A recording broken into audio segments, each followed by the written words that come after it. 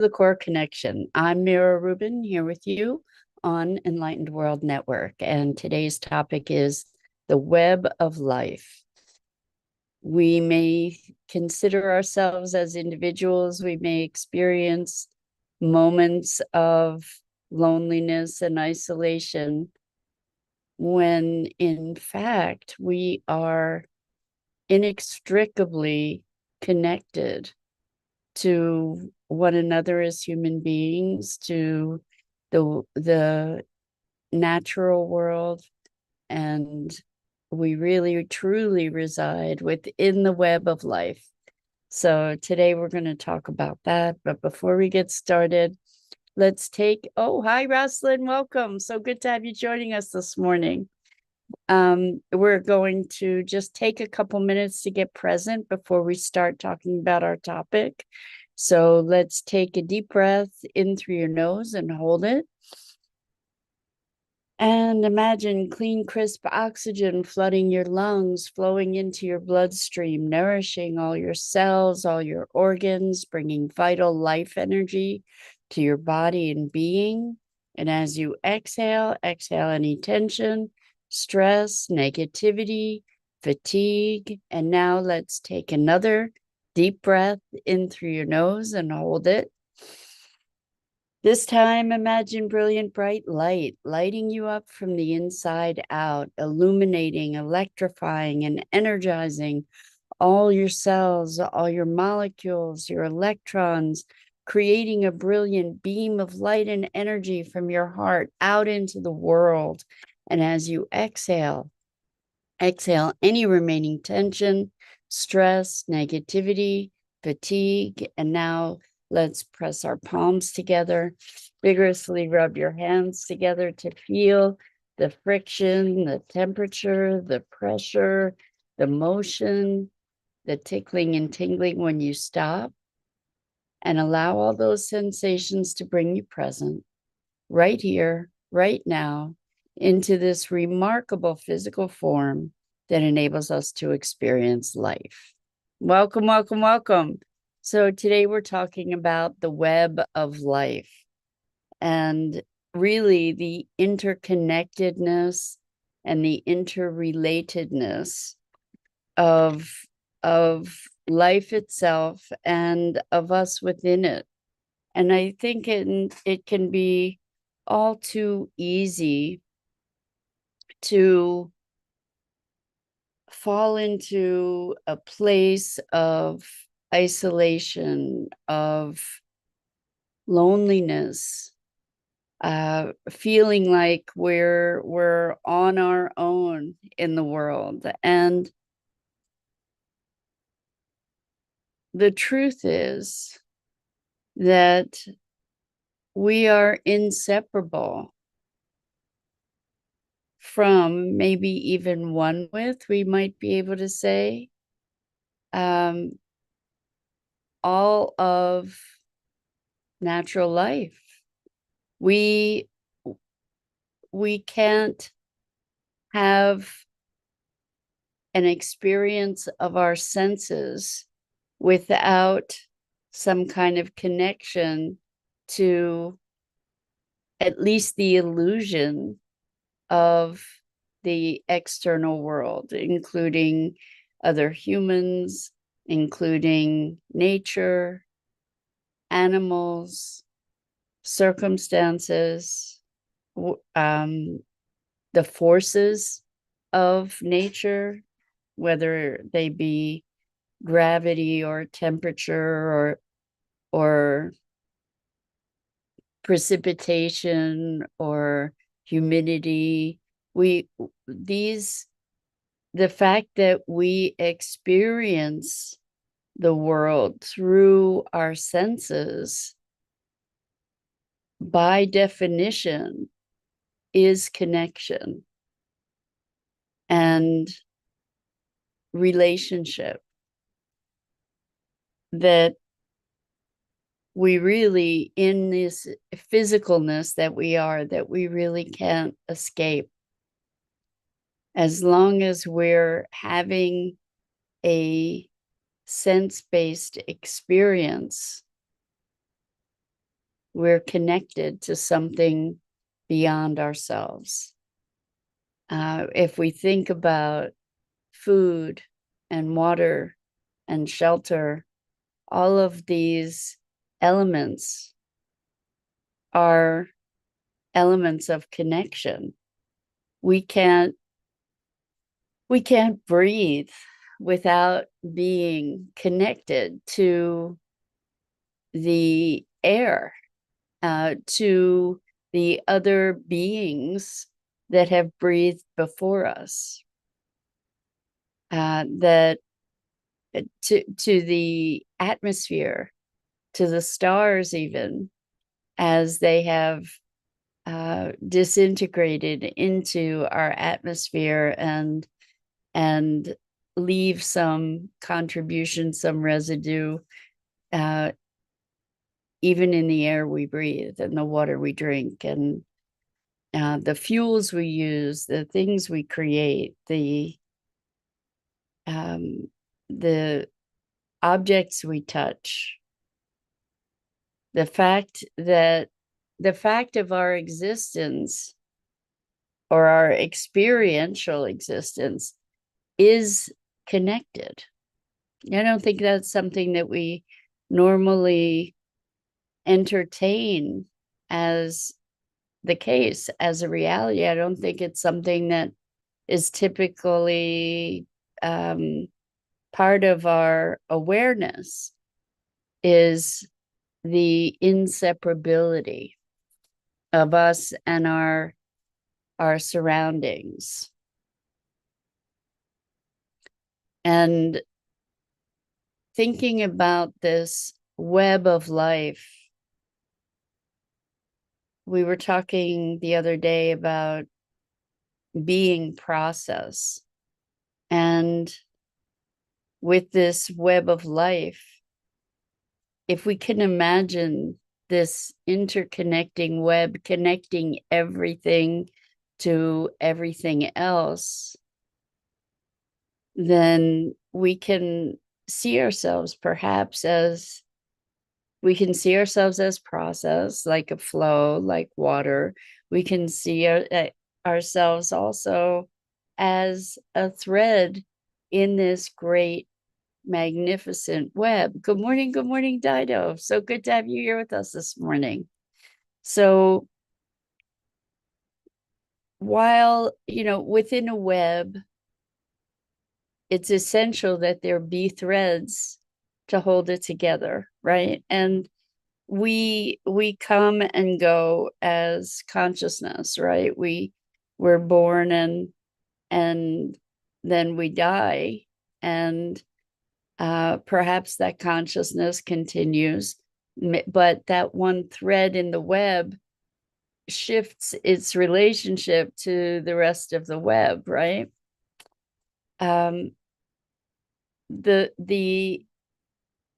If we imagine ourselves as part of this greater connectedness, this greater interconnection, it brings us back to the notion of being an expression of life, being part of this process as things emerge and transform and come in and out of presence, almost like a breath, where we inhale and we exhale, and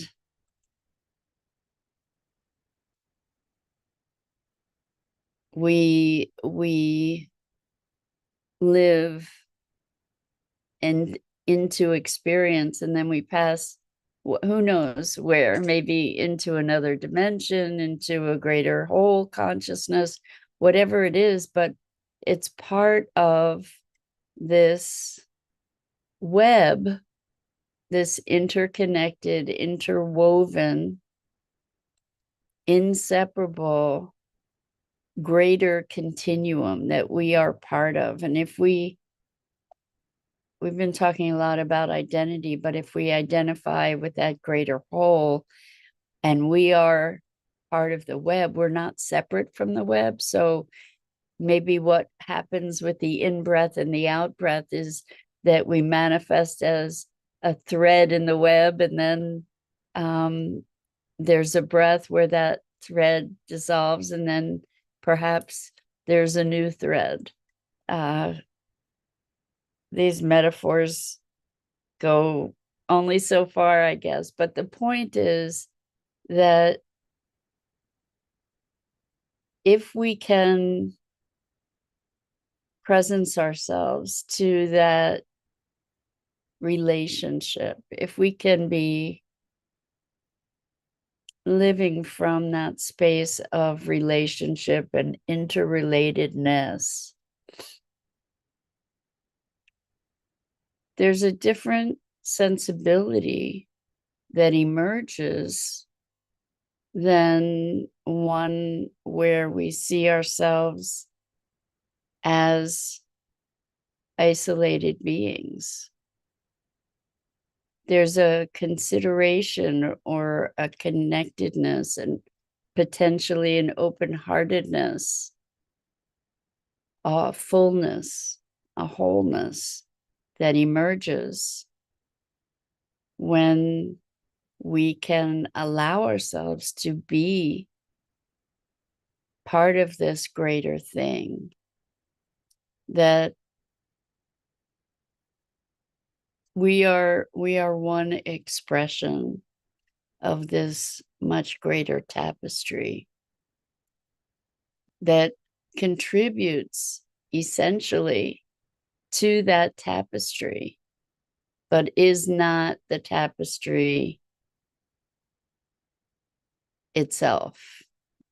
So we are life, but life is not limited to each of us.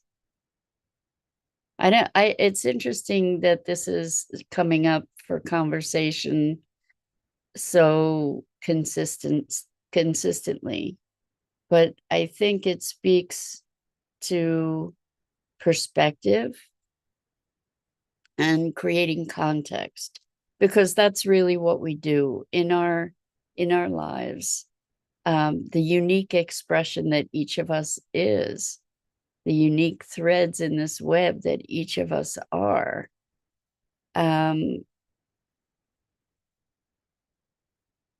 to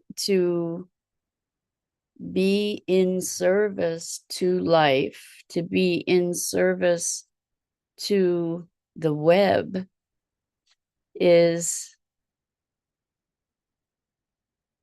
a very different experience than somehow being in service to ourselves in isolation. And also, to recognize ourselves as the web is to recognize the impact that we have. We're not critical to the existence of the web itself, but we have an impact within that web. Like or if you want to take the notion of a tapestry, we impact that tapestry. And it's all part of creating this intricate expression of this greater thing. And so maybe it is, as we manifest in physical form, that's the exhale, that's the giving back, the expression, and the inhale is maybe blinking in and out of this existence with the breath of life. And there are folks who say that that's actually what we do even through the course of our lives, is that we kind of blink into and out of existence, and that our consciousness kind of comes on board in, if we want to give an analogy, we can look at quantum physics and the particle wave kind of thing, that in our physical manifestation, we are particle, more of a fixed kind of entity, or a, a fixed kind of expression. And then with the inhale, perhaps we move into the wave form, which is more of that flow expression. It's non-local, and it's rather magnificent that we have the ability to access those radically different, at least in appearance, those radically different expressions and states of consciousness, where in one moment we can be very enmeshed in our sensual physical experiences, and the next moment we can be in a meditative state that transcends time and space and physicality, and this particle wave expression that we are, within this ever evolving web or tapestry. So just fun to try on different lenses through which to interpret our existence, or to contextualize our existence and our experience, because the way that we think about things does very much color the way that we interact, whether it's on a very personal level in terms of identities and labels that we give ourselves, or on a more existential level where we presence ourselves to our interconnected universe. So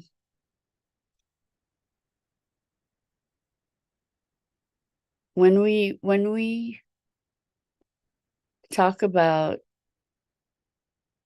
scale, so to speak, or perspective, when we're zoomed into our individual lives and the trials and tribulations that we tend to focus on, our experience is very different from when we're able to zoom back and get a greater view. So it's kind of like being in that thread and resonating in that thread of the web, versus stepping back and seeing this greater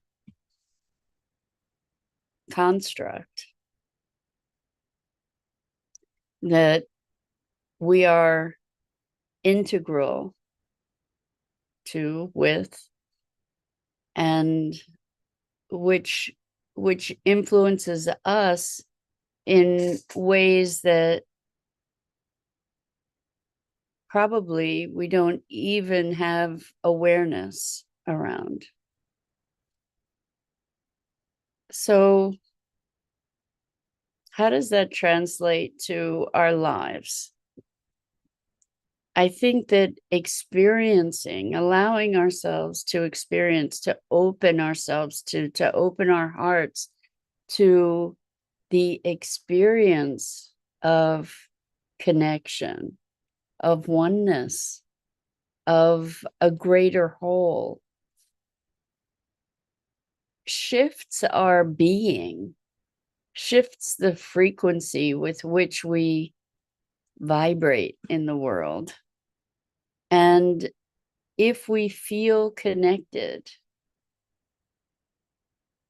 if we recognize that our behaviors, our thoughts, our emotions radiate out into this web of interconnected energies, and that we receive from those interconnected energies. I think it gives us the ability to be somehow more,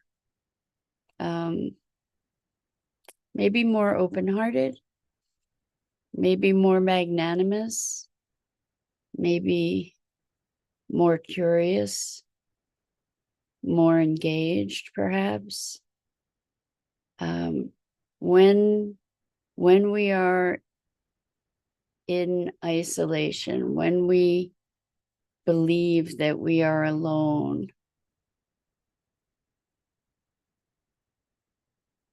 in its deepest, truest sense, when we're not connected,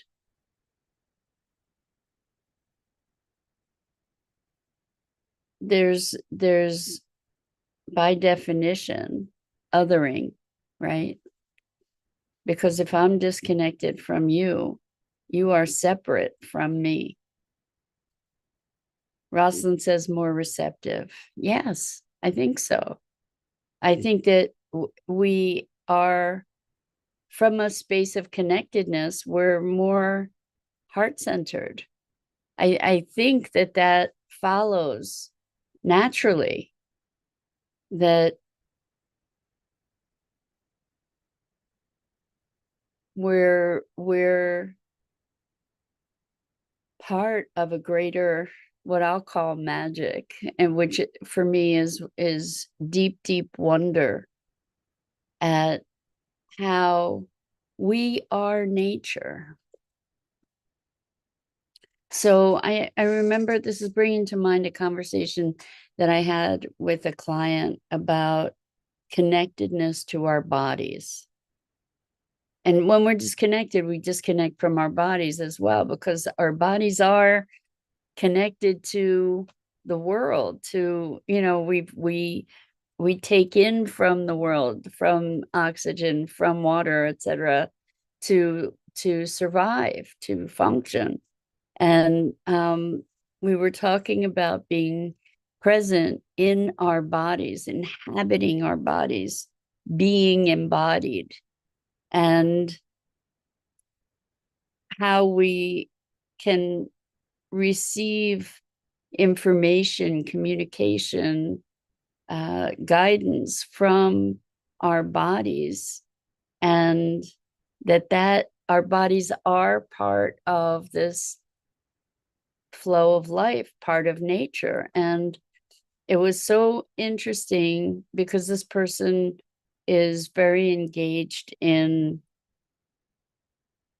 regeneration, which is about very much about honoring place and working with nature, listening to nature, learning from the natural environment that calls us into a certain expression, calls us into a certain alignment.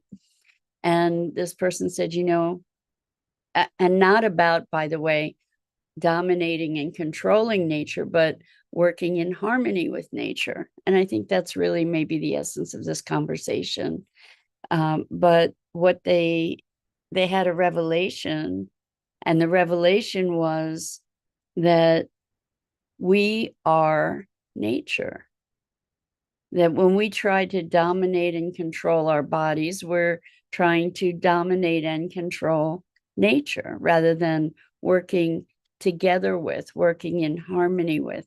And if we recognize that we're inextricably connected, then my disharmony is impacting the greater whole, and the disharmony of the greater whole is having an impact on me. So if I recognize that, perhaps I'm likely to choose creating harmony, to choose creating connection, honoring that connection. to myself, even to my physical form, even to find harmony with it rather than opposition. Because in opposition, I'm only fighting myself. I'm only harming myself. If I am not just this thread as witnessed by the physical form, but I am the energy of the web itself. And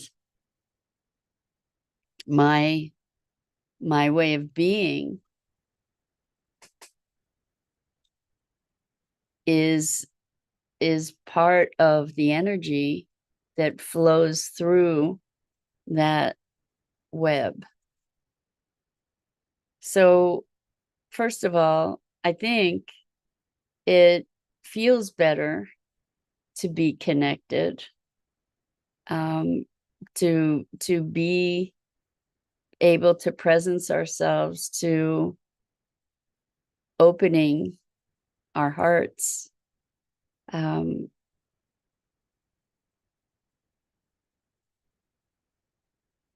when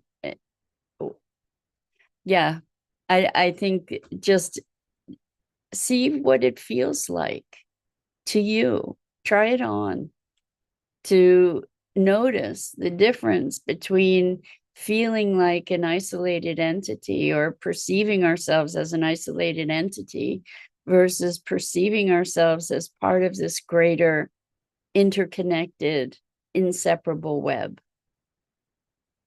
That we're not caught in the web, we are the essence of the web. And notice what feels different about that, because we do get to choose the lens. We do get to choose our perspective, whether we're zoomed in or whether we're viewing from an expanded view. So that's it for today. I'm Mira Rubin. This is the Core Connection. And I go live here each weekday morning at 9 a.m. Eastern on the Enlightened World Network Facebook page and YouTube channel. And I invite you to please like, follow, and share Enlightened World Network and me. The links are in the description. And as always, it is a deep pleasure and privilege to have the opportunity to muse with you on what it is to be human. So until next time.